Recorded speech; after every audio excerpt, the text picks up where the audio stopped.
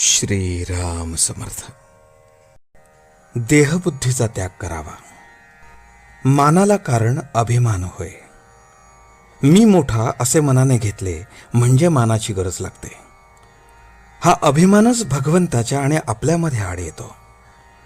हा अभिमान घालवायला गुरु आज्ञेत राहणे, त्यांना शरण जाणे आणि त्यांनी सांगितलेले साधने करणे हे उपाय आहेत. पण ही साधने निरभिमानाने झाली पाहिजेत. हा अभिमान फार सूक्ष्म असतो.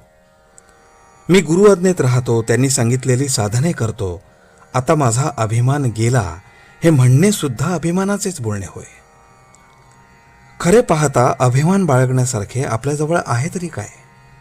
शक्ती की पैसा की कीर्ती?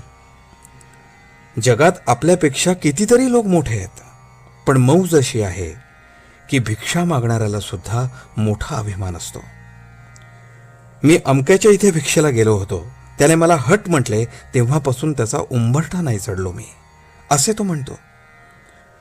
तेव्हा हा अभिमान आणि अपमान ही काय चीज आहे याचा शोध आपण घ्यायला पाहिजे. याला अगदी मूळ कारण देहबुद्धी. ही देहबुद्धी नाहीशी झाली पाहिजे. एखाद्या झाडाला खत घालीत गेले तर ते मरेल कसे?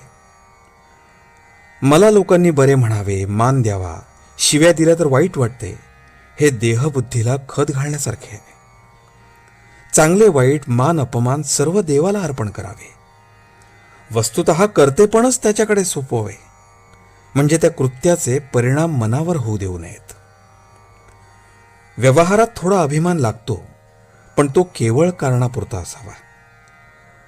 वरिष्ठाने नोकरांशी वागताना अभिमान पाहिजे, पण तो तितक्याच पुरता, त्याचा मनावर परिणाम होऊ देऊ नये. ही देहबुद्धी, हा अभिमान जायला सद्गुरूचे होऊन राहावे.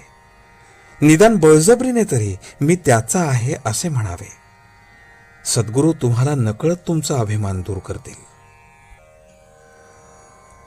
परमार्थात संतांचेच ऐकण्यात महत्व आहे. तिथे आईबापांचे का ऐकू नये?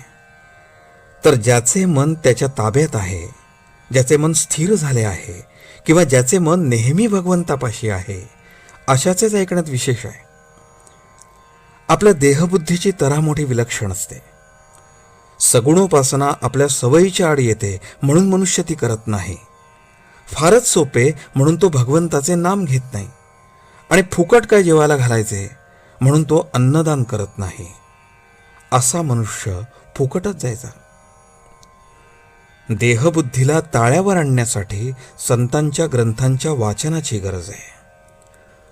पहाट झाली की थोडा उजेड, थोडा अंधार असतो, त्याप्रमाणे सध्या आपली स्थिती आहे. देहबुद्धीच्या अंधारात भगवंताच्या स्मरणाचा किंचित उजेड आहे.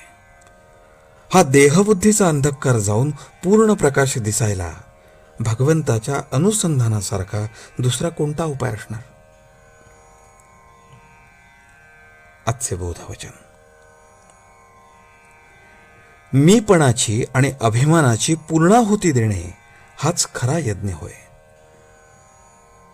जानकी जीवन स्मरण. जय जय राम.